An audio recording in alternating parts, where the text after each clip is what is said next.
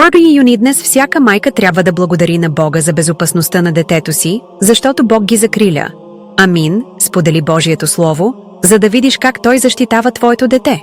Бог казва: през продължителния си живот почти всеки човек се е сблъсквал с множество опасности и е бил изложен на множество изкушения.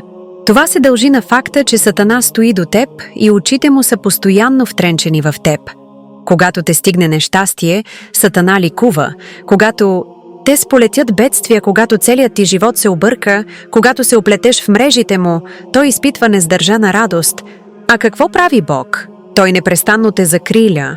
Направлява те, за да избегнеш сполитащите те една след друга беди и нещастия. Затова казвам, че всичко, с което човек разполага, спокойствие и радост, благослови и лична безопасност, всъщност е под властта на Бог. Той насочва и решава съдбата на всеки отделен човек.